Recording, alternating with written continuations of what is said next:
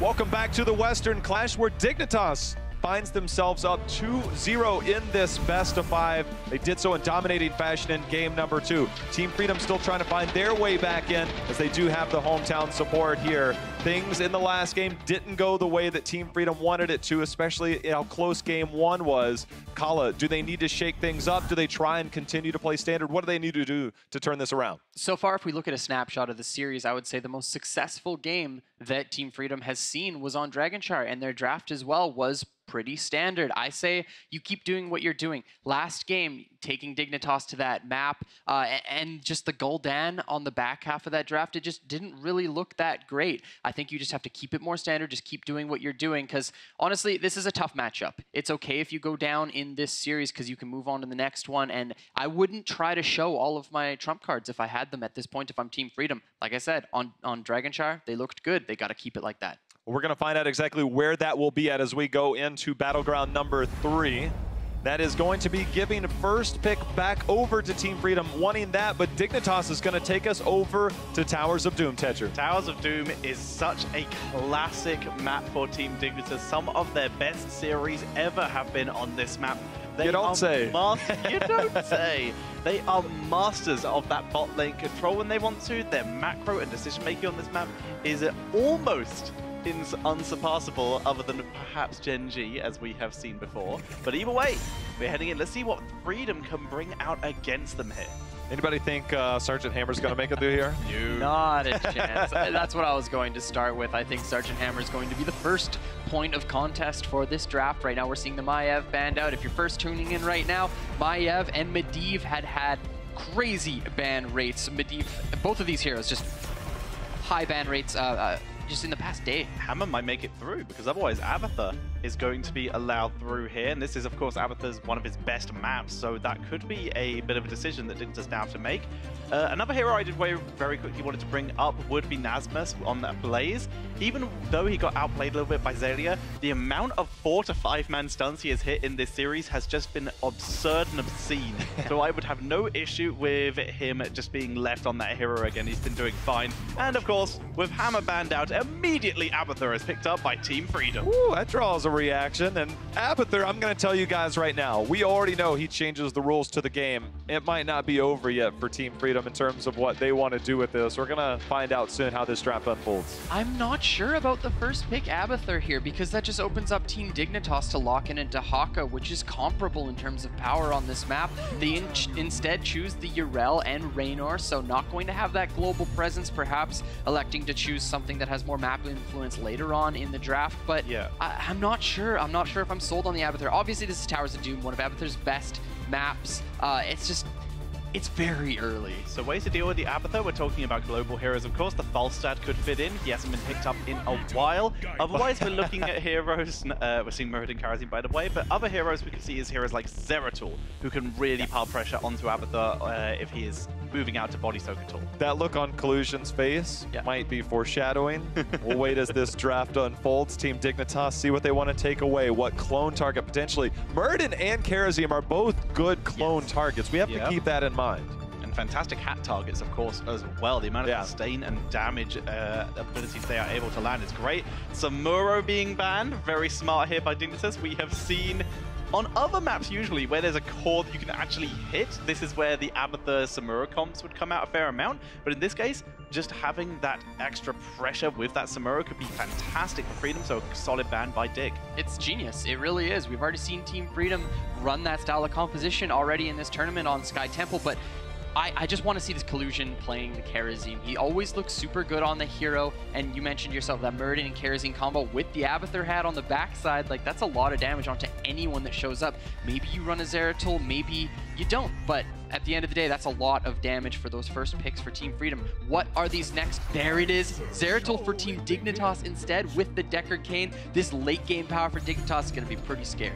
With the Samuro banned out, again, we did see that in the Sky Temple game. Also, these two teams, because they were in different sides, they did scrim each other leading up to the Western Clash. So maybe there's some inside knowledge going on here. But the Zeratul, does that warrant maybe an outside air ally to make sure you can get the auto attack in for the dismount to thwart the oncoming attack of a Zeratul? it can be unfortunate because you're also against an auto attack in the Rainer, so you kind of have to decide which one is the bigger threat. But the Tracer blow up, the late game from Abathur Leoric, Team Freedom, if both of these teams get to the late game, the team fighting is going to be absolutely insane. And of course, Tracer does have Tracer rounds, so she has a little bit of a reveal, assuming Zeratul shows himself beforehand. So they have something. Abathur mines into Tracer rounds, going to keep a reasonable amount of vision onto that Zeratul. And Dignitas finish up with the Garrosh. If you can land that taunt onto a Tracer, then you can have a wonderful time, but it requires Tracer to be a little bit out of position, potentially. The fact that we're getting Tracer again, yesterday we saw it with the solo support Abathur. This time we do get the Karazim. Trading out targets very early with the Karazim. Tracer early game, I think, is difficult to trade out on, but when you have a Karazim and a Murden backing it up to dive in with an Abathur hat, things do look scarier. But when we look at the solo lane for Team Freedom, where is it? Non-existent. You're just going to have to, or maybe not non-existent. It's going to be the Yrel versus the Leoric, but I definitely think Yrel's going to be perfectly okay there. Maybe we're going to see a lot of Abathur hat emphasis up there, but the biggest matchup here for me is the fact that we've got a Garrosh. Garrosh against this Leoric, which is the anti-warrior, and also Karazim. Does Karazim decide to run 7-sided strike, or is it Divine Palm? If you go 7-sided, yes, you can blow up the Garrosh, but that means you're susceptible to all of the damage that comes through from the late game Zeratul. So it's going to be a big decision factor for Collusion on the Karazim. I think I should have contextualized that. For the mid to bot lane, I think that's where the heavy rotation is. Who's going to make up for that lack of wave clear? Maybe a different Leoric build, but we will find out soon as it's time for game number 3 here. Towers of Doom, Dignitas versus Team Freedom. We're going to send it over to Trixler and Caldor. Team Freedom's last chance. They put it all into Noah's back with a Tracer pick, but into a Zeratul, Caldor? I'm hyped. This is going to be good. Oh. Tracer also going up against Reina right now, the heavy-hitting auto attacks here. But I like what we're seeing from Freedom here. Going into the early Abathur and Towers of Doom, they have the macro play now, and that was previously their biggest strength. So I'm pretty hyped for that game. It's going to be a good one. I mean, Team Freedom has loved playing Abathur. I mean, I see Collusion all the time picking it in here early. He loves to be that support, bringing in the heals, and we're going to see how it pays off here, actually, as we head straight into it. It's going to be actually Yoda playing the Abathur, but on the left side in the blue, Team Dignitas. Snitch playing Zeratul, Zelia on Deckard, Poik on Rainer, Wubby on Yrel, JPL on Garrosh. It is Team Dignitas in the blue. Dignitas with a 2-0 lead in this series, and to the right side of the map we have their opponent with Yoda on Abathur, early Nazmas playing Leoric, seeing Zogrug on Murden this time, looking for those Storm Bolts with Lutana on Tracer and Killusion on Karazim. Ladies and gentlemen, Team Freedom!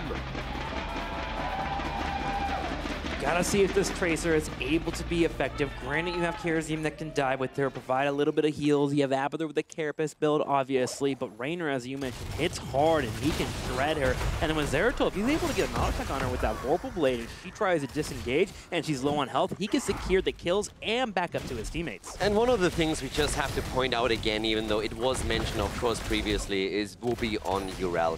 The impact that he has on the solo lane on any hero is absolutely astounding. But once he's on Yrel, he is just brutal. In that backline, he is destroying so much here. And it's going to be super interesting to see how Freedom is going to deal with that in the long run here. For now, of course, Tracer will have to watch out for the taunts that we're seeing from Garrosh once level 10 hits, the auto attacks that come through Reina and Zeratul. That's going to be where we're seeing Snitch in particular just roaming around and try to see if he can secure a few kills for them. Yeah, Snitch is a babysitter right now. He's falling around Tracer, clearing out the waves that are being pushed in. Team Freedom trying to snipe a turret here and there, grab some experience, but Dignitas is doing the same in the bottom lane. They put some damage on the turret there, and the moment the sappers spawn, they rotate it over. They want to get map pressure, and they want to get it early against an Abathur. Yeah, and right now we're also seeing that, especially on the side of Wubby, we're having him soaking 2 lanes at times to allow exactly the rotations that you just pointed out. With him trying to go from the top to the mid lane continuously, getting even a bit of assistance from Snitch here, it allows the rest of the team to go for the mercenary camps and now try and set up that bottom lane push. Collusion finds himself on the other side of the wall, eats some turret damage, he was trying to get the damage on Snitch, and he did not have another dash. A bit of a mistake there by Collusion. Yeah, going a little bit too deep here, trying to put some damage on, and then Zeratul jumping past the wall here. Wubby wants the one-on-one against Nazmas, but as we of course all know, with an Abathur, you are never going to have fun on that solo lane in one-on-one situations. Snitch might fall here, though. Lutano goes in, but Wubby, with the knockback, will save his teammate's life. Snitch is able to back home. Great save here for sure. I mean, the earlier kill against Collusioner was definitely a bit of a little faux pas that we saw on the Kerosene player. Nothing too crazy just happened because Zeratul was moving past that gate. And it's not really of too much of a consequence now, but it's the push at the top lane that we have to emphasize here, because this is where Freedom is currently making their mark. Freedom should be careful, though. With Garrosh peeling off in the middle lane and coming for a flank, there could be a pick opportunity available. JPL looking for a target. The good news for Team Freedom is they have put all 3 heroes on the top that have a way to get away. You have the Wraith Walk, you have the dash from Kerosene, and of course Tracer with her blink. So they easily sidestep him and continue to move to a different lane. Yeah, Zakrog also working on the Stormbolt quest here. And Muradin is already a terrifying hero without Abathur. But once that you get that symbiote assistance, he is an absolute monster. And that is something we've seen previously, especially once that the Soma transference on level 13 is in play. I also want to talk a little bit about Leoric here. It's nothing too crazy, but we have Consume Vitality taken on level 1. It's a bit of an old school style with Leoric, especially after the last mid-season brawl. We saw most of the Western teams head into Austin's Renewal as the level 1 quest, so now he's a little bit more dependent on the Skeleton Swing. Nothing too crazy again, but still noteworthy considering how the meta on Leoric started to change after Sweden. Gives him a little bit more time to maybe stay alive if he didn't have the activatable that you normally see, looking to get those heals. Buy him more time for Tracer, especially in team fights later on. Sustain in the lane is always great too. Team Freedom finally making a power play for this fort in the top left corner, but look at the bottom right. Exactly, that's the problem. The bottom right push right now, so we're going to see a trade in bell towers. The problem is simply that the bottom lane is normally what you're trying to focus on, because that's where the mercenary camps are. So that's actually pretty decent for Dignitas here and should give them value in the long run. That it will. 7 connects for both of our teams. Team Freedom hanging in there in terms of experience as they move towards that level 10, where Abathur with the ultimate evolution will be helpful in their team to competition. And also look at the level 7 that we're seeing now for Wubby. He actually goes into the Divine Seed here. So he wants to have the opportunity to transition between the lanes. Snitch here in a bit of trouble, but still able to survive. But coming back to that point, Wubby really preparing for him having to potentially continue to soak 2 lanes throughout the entire game.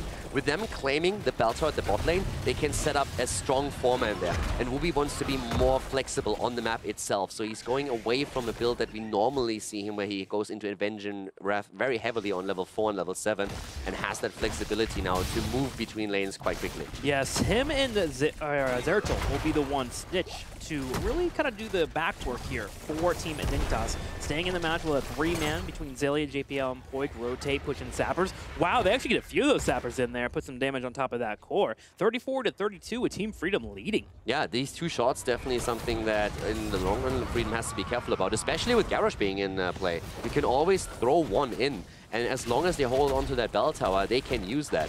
But as you said, for now, Freedom is still in the lead on the objective. The question is just, is that gonna change once that we have level 10 and we are focusing on single altars or double altars on the map compared to the triple that we had previously? Mio coming in and keeping that 4 on the top left. Nice and healthy as Team Freedom will heal that up. The longer they can keep that standing, the longer they can attempt to work on the middle for here. And we have Kerosene at the top lane together with Abathur. He can actually now take the camp, and that is pushing Dignitas then to a reaction. But for now, Zagrug is the one who has to jump out here, and he's not the only one that has a jump. Wubby can pull it off too, and he jumps in immediately again with his trade, trying to get the kill, and secures it. You are not hopping away from a Urel. Urel will chase you all day, and Murden finds himself a victim to Urel, gets picked off, and the shots will go over to Team Dignitas. They take a lead 32-30, but Team Freedom, as he pointed out earlier, have a Kerosene with sappers, looking to grab a few more shots from the top left. And there's another 3 at the bot lane, so once again we're seeing Dignitas do well through the mercenary control here, and that's the advantage of that bottom lane.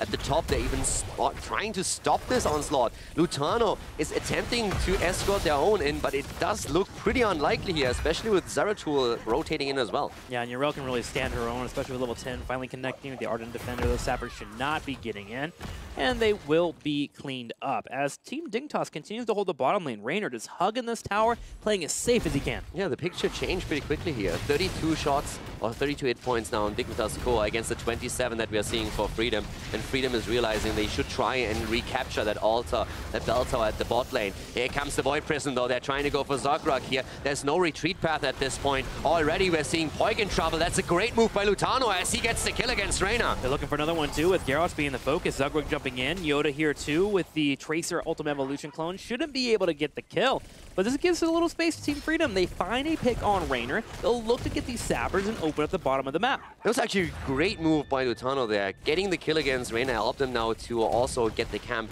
that you just pointed out. And that should help them to regain control over the bot lane. And that's so important with the 2 altars that are going to spawn in just 18 seconds. So Freedom at the beginning really struggling a bit to hold bot lane control, and that resulted in Dignitas getting 5 extra shots against their core. But right now, taking that control again, finding the killer again, Jimmy, and now also getting a good position for the 2 bell towers that are about to spawn. Yeah, for now, they feel like they have a real composition now with the Ultimate Evolution being a thing they can rotate in based on the cooldown of it. Kerosene moves in for the ulti here on the bottom, but Team Dignitas isn't going to make a power play for that. They'll give it away. They want to be able to grab this tower in the middle. Lutano has to be so careful. That damage out of Zeratul against Tracer is absolutely insane. Abathur helping out, but here comes the channel and it's successful. Freedom giving that up right now. Did not want to push into that position here, especially with Garrosh looking for the taunt and the lockdown. Dead even in experience. It's a close one. It is a close one, and honestly, going into late game, I'm not sure who pulls ahead. You have a one-side Team Freedom with a bird and an Abathur hat, Kerosene with the ability to charge down a backliner, Zeratul or Raynor to be fine targets for them. But on the left side, you have Zeratul with a cleave build at level 16 that comes online. Yeah. If Team Freedom groups up ever for a Void Prison, they have a self-contained wombo combo. This is actually a pretty cool move here, going for the bosses quickly. The problem is that Dignitas reacts at the bot lane with another play for the bell tower, so it might end up in a bit of a lopsided trade here. The 4 shots are great, but is it worth giving up bot lane control again? They're going to try and get top lane control, but with Zeratul continuing to spike towards that 13 and 16, being able to rotate with Wubby with that divine speed, Team Dignitas should be able to defend this for as long as they're capable of doing so. 13 coming around on the corner here. An interesting pick is also that we have March of the Black Kin taken again by Leoric.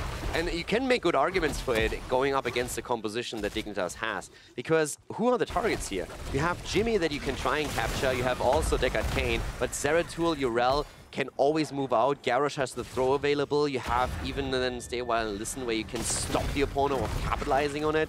So March of the Black King can actually find real value here if they can force Dignitas into a good spot on the map. I think it's still more of the theme here for Leoric to just try and stay alive as long as possible. You get to stay with that level 10 pickup, even level 7, get the hopelessness, so you can try to make sure that you are attached to another opponent if you're able to land that life drain. So Team Freedom, hoping that Tracer will be able to use that extra time to find a kill or two with an Abathur hat.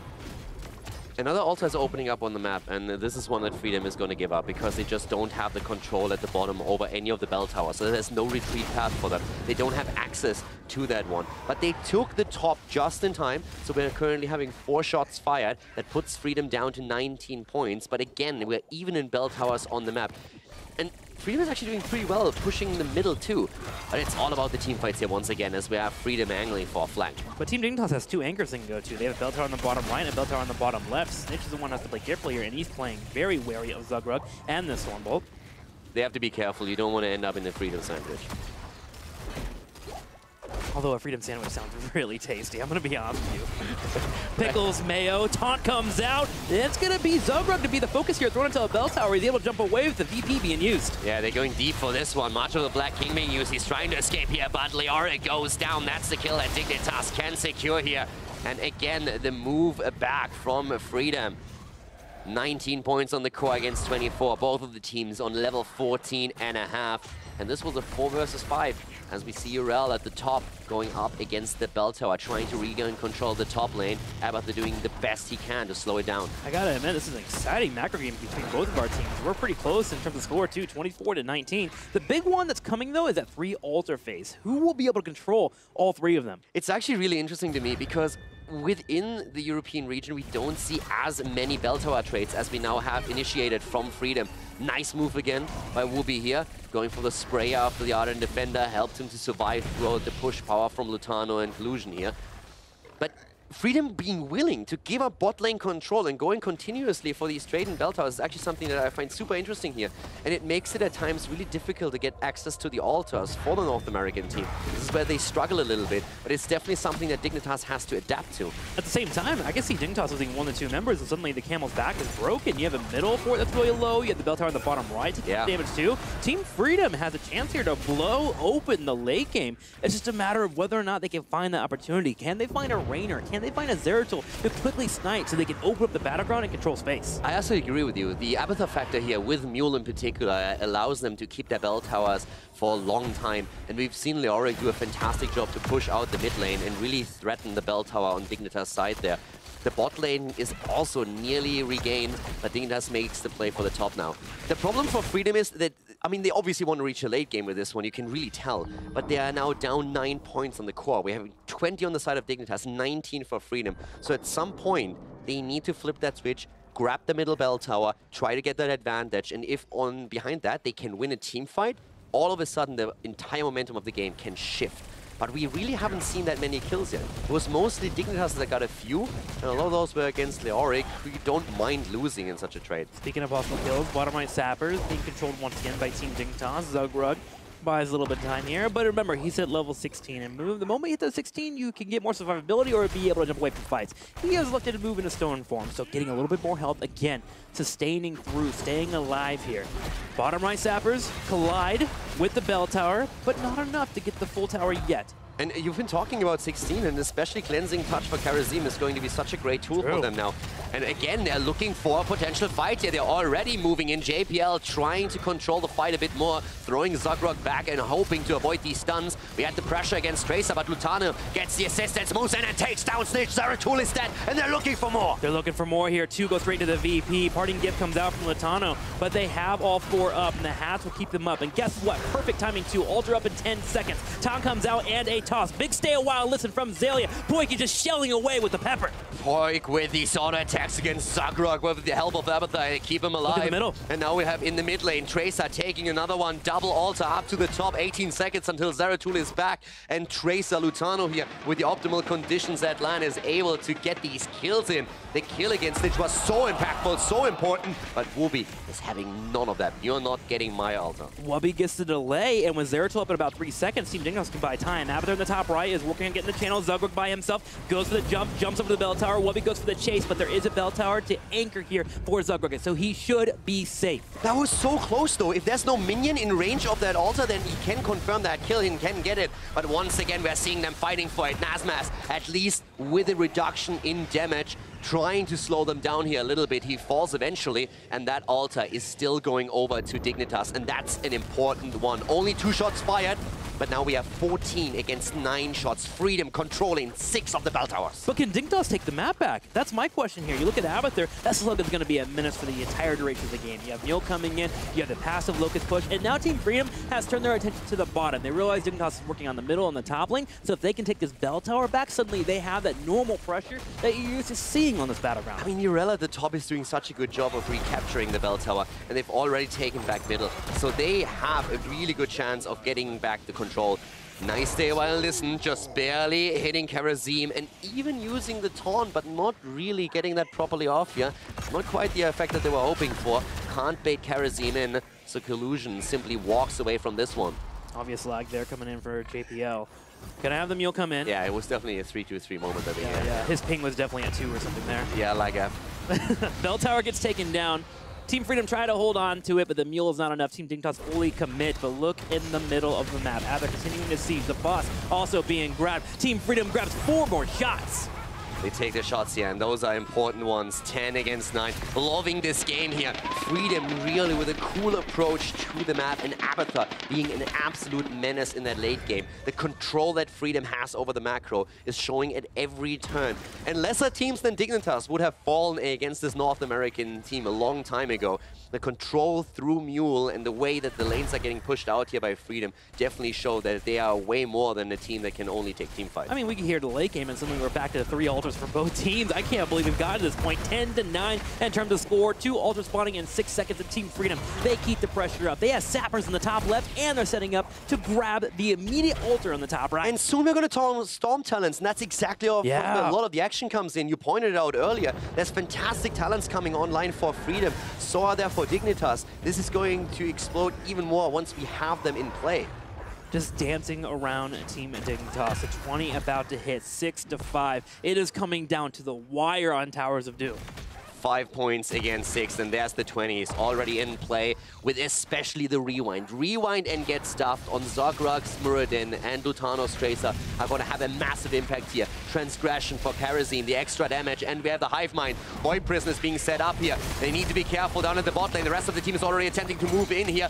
And once more, it's Zelia who makes sure that Freedom is not getting the engage. Risky play there from Team Dignitas, and they realize it too, using Heroics just to get away from the fight into the fray as well. Void Prison, 80 seconds, it will not be up. That means an Ultra could be spawning soon, and they may not have VP to force the issue. That's a massive problem. Baiting out the Void Prison here, able to draw that out is huge, and now we're having a massive collapse into the mid lane where they're trying to get again more map control, even committing to the copy here on Abathur, and they get the bell tower. Great position here for Freedom when it comes to overall map control for them now, with a rotation towards the top lane as they're attempting to take another one down. Team Freedom has been absolutely surgical, and Team Dignitas may have to pull out a meat tenderizer. They're going straight to the bottom lane here, and they're going to work on this bell tower. They have sappers to back it up as well. They can't keep letting Team Freedom dance around them. Yeah, right now you want to make sure that you defend the bot lane though, because there's 3 mercenaries again, and we still have that Garrosh factor. But they are giving it up. They're simply letting them take it as like, boys, we don't really care. There are other shots fired, and that puts Freedom down to 2 points on the core. The altar is on the map, and if Dignitas takes this one, then it is over. At the same time, if Team Freedom takes it, Dignitas will still have 1 shot left on their core.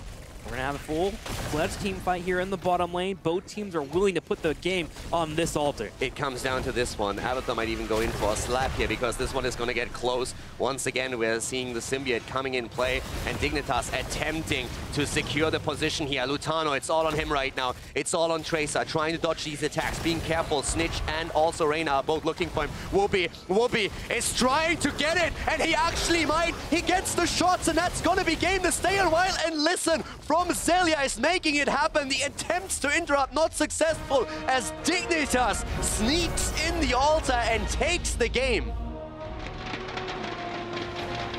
Sneak is a proper word there, Caldor. Barely getting it through. Wubby getting the last couple of shots. Team Freedom comes into Towers of Doom with an unorthodox strategy, and they nearly pulled it off to perfection, but the last couple of seconds not going in their favor.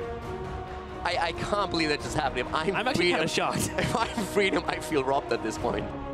They push it into the late game towards level 20. They get the one team fight they want, and then just barely the channel goes through. The stay a while listen is there, and the body block afterwards. It's actually the body block that prevents Murden from moving in and getting it. Abathur maybe with the spike could have done it, yeah. But at that point, it's insane that Dignitas gets away with this without even having to fight for it. And we come back to the mercenaries. The 3 shots that they didn't let it go through. If those don't go through, the altar doesn't finish the game. But that was an insane finish. Yeah, Team Freedom consciously allowed for the Sappers to go through because they expected to be able to contest in that fight. They were willing to put it all onto the last team fight, and they just did not pull it off. I don't know what it is with North American teams in the last objective. That actually happened to Octalysis as well on Volskaya Foundry, where the objective was just given away.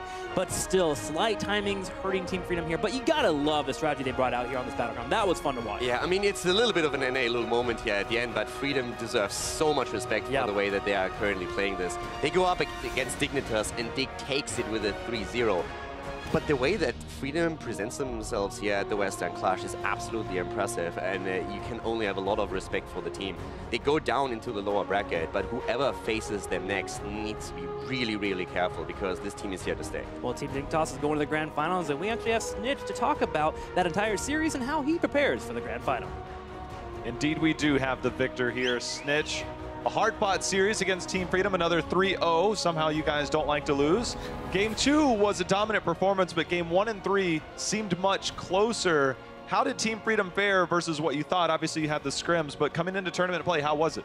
I think Team Freedom really showed up today. They played almost out of their minds. Like, I think they're performing really well in this tournament, and they're definitely, you know, one of the toughest teams here. Like, I don't think we expected these games to be as close as they were.